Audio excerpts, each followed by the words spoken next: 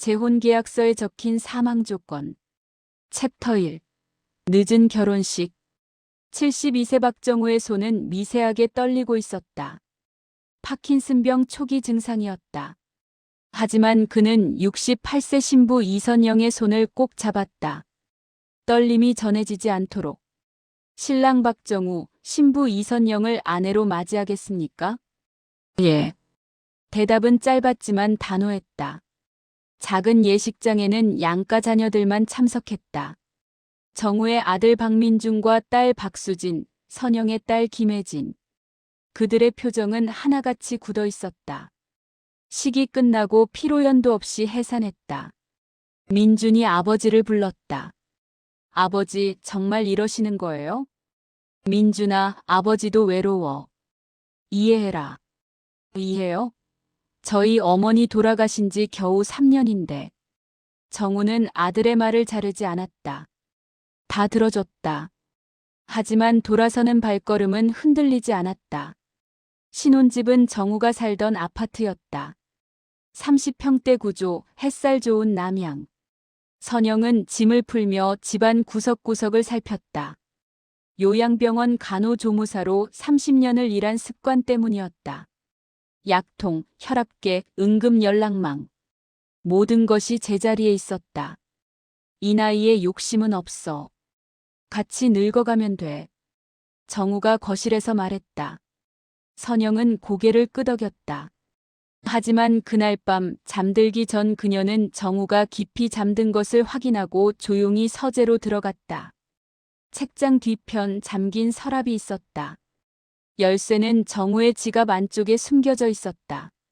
선영은 천천히 서랍을 열었다. 그 안에는 두꺼운 봉투 하나가 놓여 있었다. 봉투 겉면에는 공증사무소 직인이 찍혀 있었고 아직 뜯지 않은 채로 봉인되어 있었다. 선영은 봉투를 들고 한참을 망설였다. 뜯어야 할까 말아야 할까. 결국 그녀는 봉투를 다시 서랍에 넣고 잠갔다. 하지만 그날 밤 잠은 오지 않았다. 챕터 2. 봉인된 계약서. 다음 날 아침 정우는 평소처럼 산책을 나갔다. 선영은 그 틈을 타서 봉투를 다시 꺼냈다. 이번에는 뜯었다. 두꺼운 문서 뭉치가 나왔다. 표지에는 제목이 적혀 있었다. 재혼 배우자 상속 조건부 계약. 선영의 손이 떨렸다. 계약서였다. 그것도 일방적으로 작성된. 첫 페이지를 넘기자 정우의 서명과 공증인의 날인이 보였다. 날짜는 결혼식 일주일 전이었다. 조항들이 빼곡히 적혀 있었다. 재산 분할, 상속 비율, 채무관계. 그리고 5번째 조항에서 선영의 시선이 멈췄다. 제5조. 배우자 사망 시 상속 조건. 배우자가 먼저 사망할 경우에만 본 계약에 명시된 상속권이 발효된다. 단 사망 원인이 자연사로 인정될 경우에 하나며. 선영은 더 이상 읽지 못했다. 문서를 다시 봉투에 넣고 서랍에 넣었다. 손이 계속 떨렸다. 정우가 돌아왔을 때 선영은 부엌에서 점심 준비를 하고 있었다. 정우는 아무것도 눈치채지 못한 듯 웃으며 말했다. 오늘 산책길에 우리 단골 빵집 갔어. 당신 좋아하는 소보루빵 샀어. 선영은 억지로 웃었다. 고마워요. 그날 저녁 정우의 자녀들이 찾아왔다. 수진이 가방에서 서류 봉투를 꺼내며 말했다. 아버지, 이거 서명 좀 해주세요. 재산 정리 관련 서류예요. 정우는 서류를 펼쳐보지도 않고 말했다. 나중에. 아버지. 수진아, 걱정하지 마. 아버지가 다 준비해뒀어. 선영은 그 대화를 듣고 있었다. 준비해뒀다는 말이 계속 머릿속에서 맴돌았다. 밤이 되자 선영은 정우에게 물었다. 여보, 결혼 전에 공증사무소 가셨죠? 정우는 잠시 멈칫했다. 그러고는 웃으며 말했다. 그냥 자식들 분쟁 막으려는 거야. 당신도 알잖아. 재혼하면 자식들이 제일 신경 쓰이는 게 재산 문제라는 거. 그럼 저도 같이 가야 하는 거 아니었나요? 아니, 이건 내 재산 정리니까 내가 단독으로 해도 돼. 걱정 마. 선영은 더 이상 묻지 않았다. 하지만 그날 밤부터 그녀는 정우를 다른 눈으로 보기 시작했다. 챕터 3. 죽음을 전제로 한 결혼. 선영은 10년 전 첫 남편을 췌장암으로 잃었다. 2년간의 투병 생활. 그녀는 하루도 빠짐없이 병원에 있었다. 남편이 마지막 숨을 거둘 때도 그녀는 그의 손을 잡고 있었다. 선영아, 미안해. 먼저 가서. 그 말이 남편의 마지막 말이었다. 선영은 그 후 5년을 혼자 살았다. 딸 혜진은 외국에 나가 있었고 연락은 뜸했다. 외로움이 뼛속까지 파고들던 어느 날 요양병원에서 정우를 만났다. 정우는 뇌졸중으로 입원한 환자였고 선영은 그를 돌보는 간호조무사였다. 선영 씨, 오늘도 고마워요. 제 일인걸요. 당연히 해야죠. 그렇게 6개월이 지났다. 정우가 퇴원하던 날 그가 선영에게 말했다. 밥이라도 한번 먹을까요? 그게 시작이었다. 선영은 이번 결혼에서만큼은 사랑을 믿고 싶었다. 계산 없는 순수한 동반자를. 하지만 계약서의 조항은 점점 머릿속에서 떠나지 않았다. 결혼한 지 한 달이 지났을 무렵 민준이 다시 찾아왔다. 이번에는 수진도 함께였다. 아버지, 저희가 드릴 말씀이 있어요. 정우는 거실 소파에 앉아 자녀들을 바라봤다. 선영도 옆에 앉았다. 민준이 선영을 똑바로 보며 말했다. 아버지 재산에 욕심 있는 거 아니죠? 민준아. 정우가 소리쳤지만 민준은 멈추지 않았다. 아버지, 저희가 왜 이러는지 아세요? 어머니 돌아가시고 3년 만에 재혼하시는 것도 충격인데 그 상대가 요양병원에서 만난 분이라니. 그래서 뭐가 어떻다는 거냐? 저희는 확실히 하고 싶어요. 이분이 정말 아버지를 사랑해서 결혼한 건지 아니면. 선영이 조용히 입을 열었다. 제가 답해드릴게요. 저는 여러분 아버지의 재산에 관심 없습니다. 다만 외롭지 않게 함께 늙어가고 싶을 뿐이에요. 수진이 비웃었다. 그런 말은 누구나 할 수 있죠. 그날 밤 선영은 정우의 약통을 정리하다가 이상한 점을 발견했다. 혈압약 봉투가 바뀌어 있었다. 정우가 복용하는 약은 암로디핀 5mg이었는데 약통 안의 약은 10mg이었다. 선영은 약을 꺼내 빛에 비춰봤다. 분명 다른 약이었다. 그녀는 조용히 약을 원래 봉투로 바꿔넣고 바뀐 약은 따로 보관했다. 누군가 일부러 약을 바꿔놓은 것이었다. 챕터 4. 아내의 반격. 선영은 다음 날부터 모든 것을 기록하기 시작했다. 정우의 식사 시간, 약 복용 시간, 혈압, 맥박, 수면 패턴. 30년간 요양병원에서 일한 경험이 빛을 발했다. 그녀는 또한 자신의 유언장을 작성하기 시작했다. 공증사무소를 찾아갔다. 담당 공증인은 60대 중반의 여성이었다. 재혼하셨다고요? 네. 그럼 배우자 동의서가 필요한데요. 이건 제 개인 유언장입니다. 배우자와 무관한 내용이에요. 공증인은 선영의 단호한 표정을 보고 더 이상 묻지 않았다. 유언장에는 단 한 줄만 적혀 있었다. 내 사망 원인이 자연사가 아닐 경우 모든 재산은 딸 김혜진에게 상속되며 배우자 박정우와 그 자녀들에 대한 고소장이 자동으로 제출되도록 한다. 선영은 유언장을 봉인하고 공증을 마쳤다. 그리고 복사본 하나를 딸 혜진에게 국제우편으로 보냈다. 집으로 돌아오는 길 선영은 약국에 들렀다. 정우가 복용하는 모든 약의 목록을 작성하고 약사에게 물었다. 이 약들을 같이 먹으면 어떤 부작용이 있나요? 약사는 목록을 보더니 고개를 갸우뚱했다. 이 조합은 좀 위험한데요. 특히 혈압약과 당뇨약을 같이 복용하면 저혈당 쇼크가 올 수 있어요. 그럼 치명적일 수 있나요? 응급처치를 못하면 위험할 수 있죠. 선영은 고개를 끄덕이고 약국을 나왔다.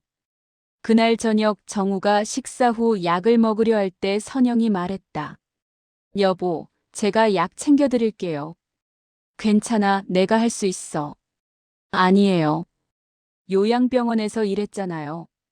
제가 더 정확하게 챙길 수 있어요. 정우는 결국 고개를 끄덕였다. 그날부터 모든 약은 선영이 관리했다. 정우의 자녀들이 가져온 약도, 병원에서 처방받은 약도 모두 선영의 손을 거쳤다. 이틀 후 민준이 전화를 걸어왔다. 아버지 약 제대로 드시고 계시죠? 선영이 받았다. 네, 제가 잘 챙기고 있어요. 그래요. 혹시 이상한 점 있으면 바로 연락 주세요. 걱정 마세요. 전화를 끊고 선영은 창밖을 바라봤다. 가을비가 내리고 있었다. 그녀는 이미 싸움을 시작한 상태였다. 그리고 이 싸움에서는 먼저 움직이는 사람이 아니라 끝까지 침착한 사람이 이긴다는 것을 알고 있었다. 챕터 5. 먼저 무너지는 사람.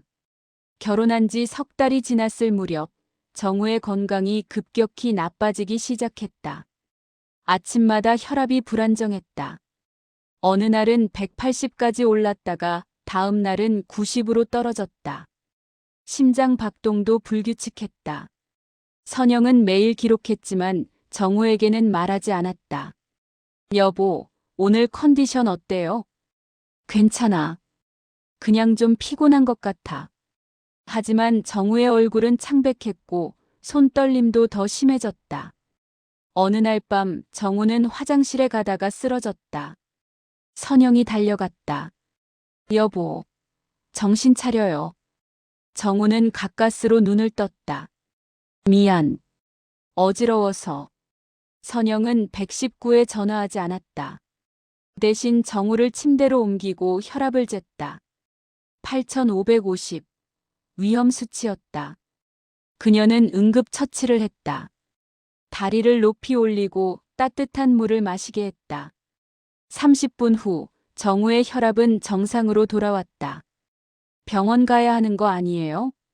정우가 물었지만 선영은 고개를 저었다. 일시적인 기립성 저혈압이에요. 괜찮아요. 제가 지켜볼게요. 다음 날 수진이 찾아왔다. 아버지의 얼굴을 보더니 깜짝 놀랐다. 아버지, 왜 이렇게 안 좋아 보이세요? 괜찮아, 그냥 요즘 잠을 못 자서. 수진은 선영을 쏘아봤다. 제대로 보살피고 계신 거 맞죠? 당연하죠. 매일 혈압도 재고 약도 챙기고 있어요. 그런데 왜 아버지가 이렇게 안 좋아 보이는 거예요? 선영은 침착하게 대답했다. 나이가 나이신데 완벽할 수는 없죠. 오히려 제가 있어서 이 정도인 거예요. 수지는 더 말하지 못했다. 하지만 그날 저녁 민준에게 전화를 걸었다. 오빠 아버지 상태가 이상해. 우리 뭔가 조치를 취해야 할 것 같아. 무슨 조치? 모르겠어. 하지만 이선영 때문인 것 같아. 분명 뭔가 하고 있어. 민주는 한숨을 쉬었다. 증거가 있어야지. 우리가 함부로 의심만 할 수는 없잖아. 그날 밤 정우는 선영에게 물었다. 당신, 계약서 봤지? 선영은 설거지를 하던 손을 멈췄다. 천천히 고개를 돌려 정우를 봤다. 무슨 말씀이세요? 서재 서랍. 내가 잠근 줄 알았는데 열쇠 위치가 미묘하게 달라졌더라고. 선영은 대답하지 않았다. 그 침묵이 답이었다. 정우는 쓴웃음을 지었다. 봤구나. 화났어? 선영은 여전히 침묵했다. 정우는 계속 말했다. 이해해줘. 나도 자식들한테 짐이 되고 싶지 않았어. 당신한테도 부담 주고 싶지 않았고. 그래서 계약서를 만드신 거예요? 제가 먼저 죽어야 상속권이 생긴다고? 그게 아니라. 그럼 뭔데요? 정우는 말을 잇지 못했다. 선영은 수건으로 손을 닦으며 말했다. 여보, 전 여보를 사랑해서 결혼했어요. 재산 때문이 아니에요. 나도 알아. 그런데 여보는 절 믿지 못하셨던 거죠. 정우는 아무 말도 하지 못했다. 그날 밤 두 사람은 등을 돌리고 잠들었다. 하지만 둘 다 잠들지 못했다. 챕터 6. 숨겨진 두 번째 조항. 일주일 후 정우가 선영을 불렀다. 이리 와봐. 얘기 좀 하자. 선영은 거실 소파에 앉았다. 정우는 서재에서 계약서를 가져왔다. 봉인이 이미 뜯어진 상태였다. 당신이 본 건 일부야. 무슨 말씀이세요? 정우는 계약서를 펼쳤다. 5번째 조항 아래 선영이 읽지 못한 부분이 있었다. 제5조 2항. 사망 원인 규정. 배우자의 사망 원인이 타살 또는 유도된 사고일 경우 본 계약에 명시된 모든 상속권은 무효가 되며 해당 재산은 직계자녀에게 전액 귀속된다. 단 배우자가 범죄 혐의로 기소될 경우 민사상 손해배상 청구권도 발생한다. 선영은 천천히 조항을 읽었다. 정우가 말했다. 그래서 난 안 죽을 거야. 당신도 날 죽일 수 없어. 선영은 계약서를 내려놓고 정우를 봤다. 여보는 정말 제가 여보를 죽일 거라고 생각하세요? 아니, 그게 아니라. 그럼 왜 이런 조항을 만드신 거예요? 정우는 한숨을 쉬었다. 자식들 때문이야. 얘들이 나한테 계속 압박을 넣었어. 재혼하려면 재산 보호 장치를 만들라고. 그래서 저를 잠재적 살인자로 만드신 거네요. 그렇게 받아들이지 마. 선영은 일어섰다. 이제 알았어요. 감사합니다. 그녀는 방으로 들어가 문을 닫았다. 정우는 거실에 홀로 남았다. 하지만 정우는 몰랐다. 선영은 이미 다른 방법을 준비했다는 것을. 선영은 방 안에서 노트북을 열었다. 그리고 지난 석 달간 기록한 모든 데이터를 정리하기 시작했다. 정우의 혈압, 맥박, 약 복용 기록, 식사 내역, 수면 패턴.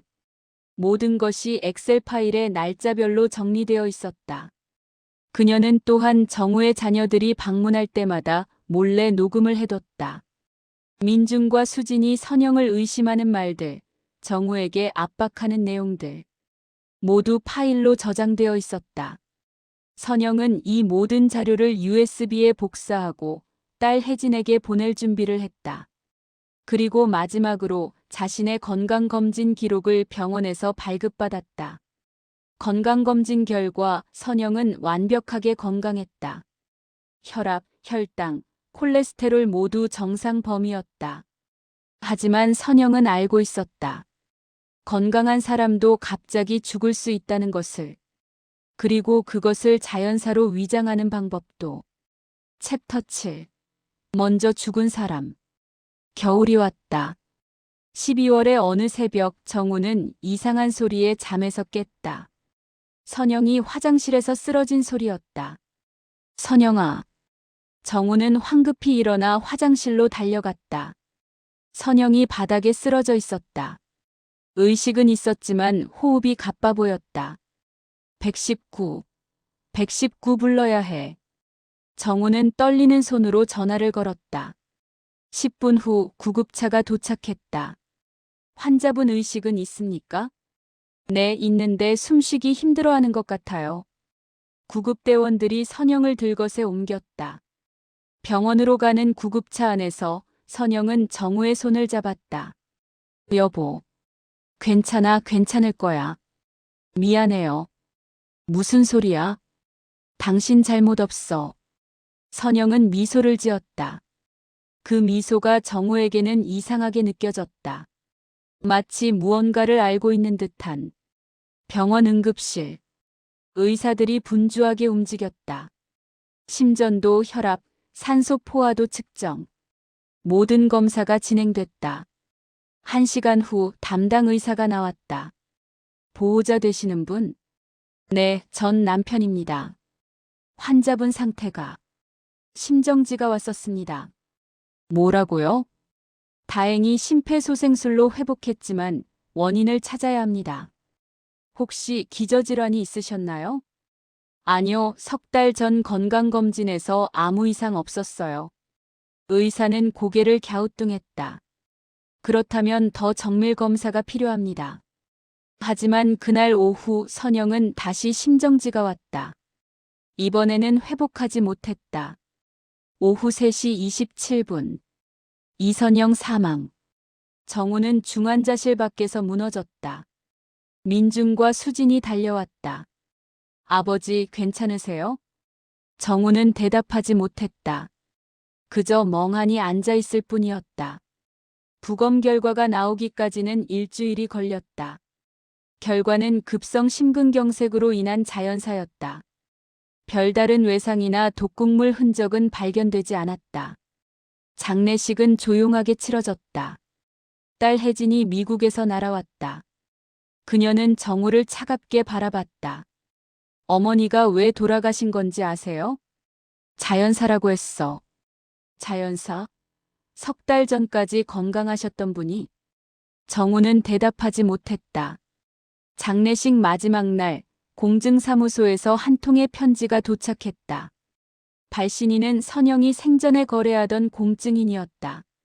정우는 떨리는 손으로 편지를 열었다. 그 안에는 선영의 유언장 사본이 들어있었다. 그리고 유언장 아래에는 한 줄의 메모가 적혀 있었다. 사망 시점 이전, 배우자 박정우는 이미 사망 상태였다. 정우는 그 문장을 3번 읽었다. 이해할 수 없었다. 자신은 살아있는데 어떻게 사망 상태란 말인가. 공증인이 전화를 걸어왔다. 유족분들께서는 내일 오전 10시에 사무실로 와주시기 바랍니다.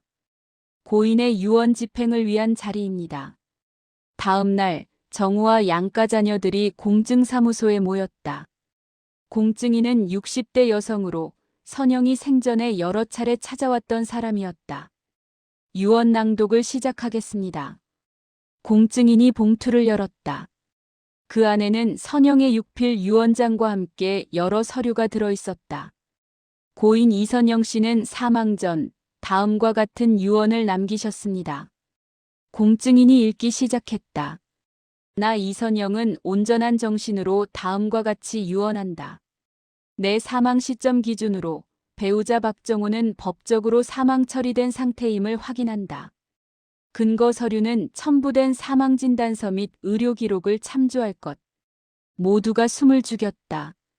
정우는 얼굴이 새하얗게 질렸다. 무슨 소리야? 공증인이 서류 뭉치를 꺼냈다. 이것은 고인이 수집한 박정우 씨의 의료 기록입니다. 그리고 이것은 공증인이 한 장의 서류를 테이블 위에 올려놨다. 박정우 씨에 대한 사망 진단서입니다. 날짜는 이선영 씨 사망 이틀 전입니다. 챕터 8. 계약의 진짜 승자. 정우는 서류를 집어들었다. 자신의 이름이 또렷하게 적혀 있었다. 사망 일시, 사망 원인, 그리고 서명란에는 이건 내가 서명한 게 아니야. 민준이 서류를 빼앗아 봤다. 서명란에는 분명 아버지의 서명이 있었다. 하지만 날짜가 이상했다. 이게 대체 어떻게 된 거죠? 공증인이 차분하게 설명하기 시작했다. 고인 이선영 씨는 3달 전부터 박정우 씨의 의료 기록을 정밀하게 추적했습니다. 그 과정에서 중요한 사실을 발견했습니다. 공증인이 또 다른 서류를 꺼냈다.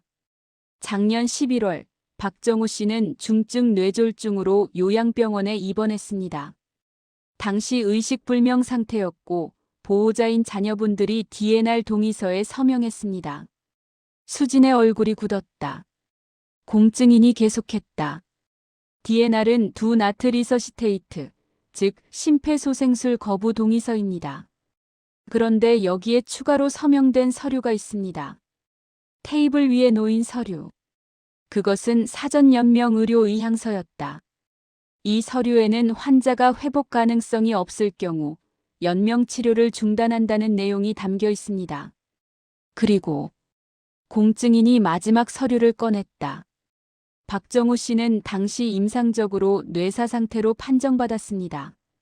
72시간 동안 뇌파 활동이 감지되지 않았고 의료진은 회생 가능성이 없다고 진단했습니다. 정우는 머리를 흔들었다. 아니야, 난 살아났잖아. 네, 기적적으로 회복하셨습니다. 하지만 법적으로는 공증인이 잠시 멈췄다가 말했다. 의료진과 보호자들은 이미 사망진단서를 준비했었습니다. 뇌사 판정 후 장기 기증 절차도 논의됐습니다. 그런데 박정우 씨가 갑자기 의식을 회복한 겁니다. 민준이 끼어들었다. 그래서 뭐가 어떻다는 거예요? 아버지는 살아나셨고 지금도 살아계시잖아요. 공증인이 고개를 저었다. 의료 기록상으로는 그렇습니다. 하지만 행정적으로는 다릅니다. 공증인이 컴퓨터 화면을 돌렸다. 거기에는 주민등록 시스템 화면이 떠 있었다. 박정우 씨의 주민등록번호는 작년 11월 15일자로 사망 처리되어 있습니다. 모두가 침묵했다. 누군가 사망 신고를 했다는 뜻입니다. 그리고 그 신고는 정식으로 접수됐습니다. 박정우 씨가 회복한 후에도 이 기록은 정정되지 않았습니다. 정우는 믿을 수 없다는 표정으로 자녀들을 봤다. 너희들이 날 사망 처리했단 말이야?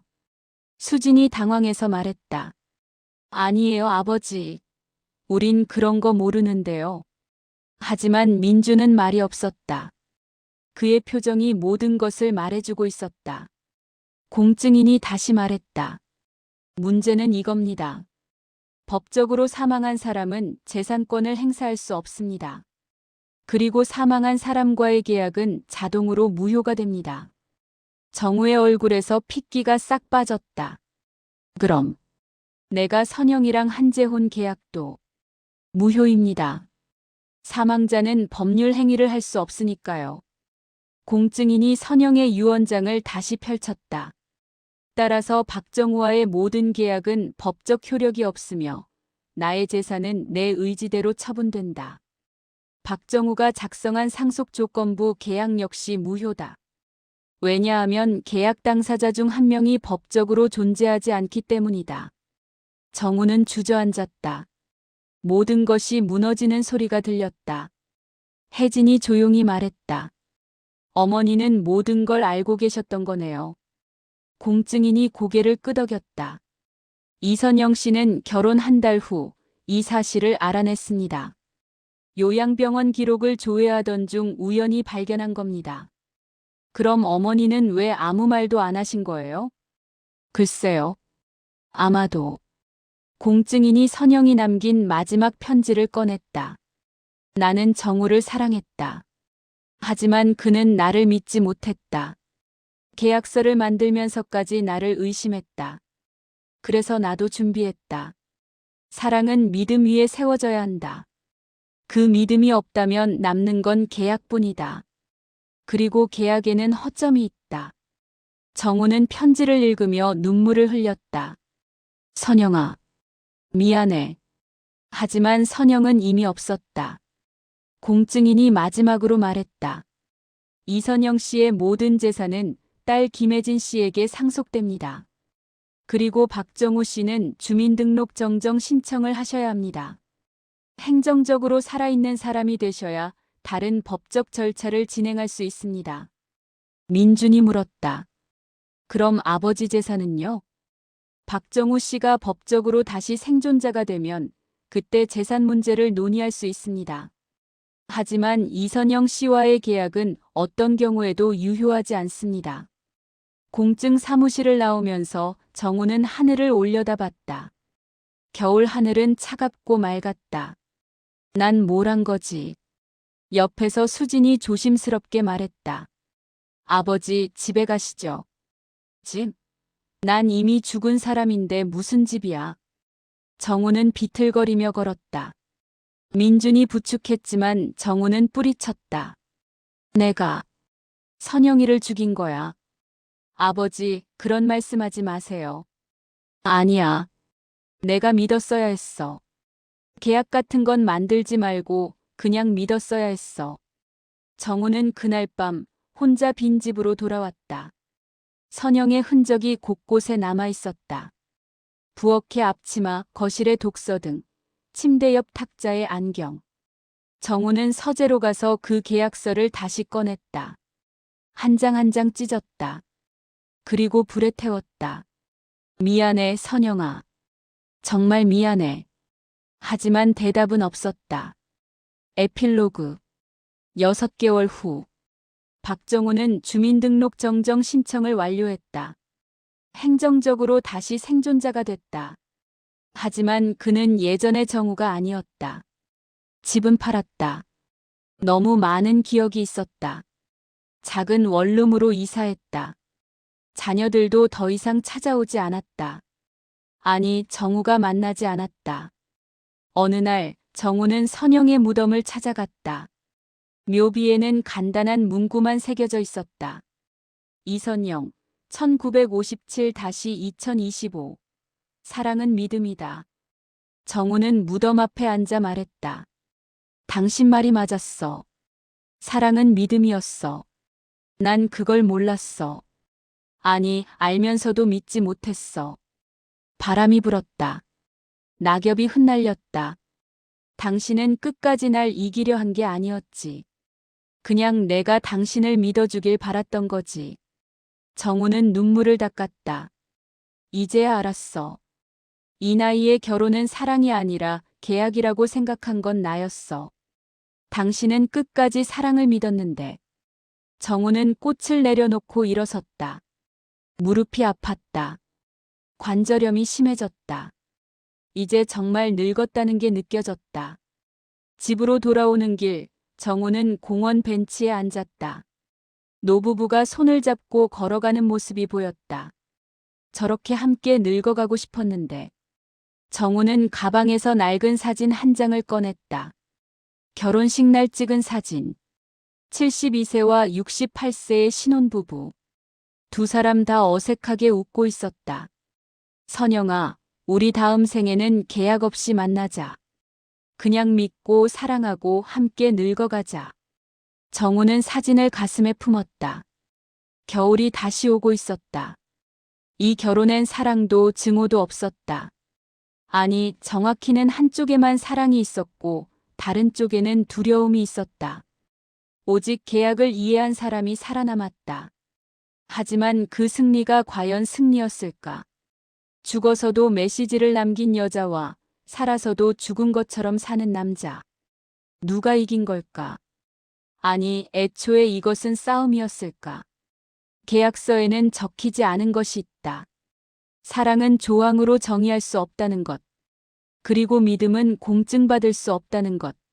너무 늦게 깨달은 진실. 하지만 어쩌면 그게 인생이다.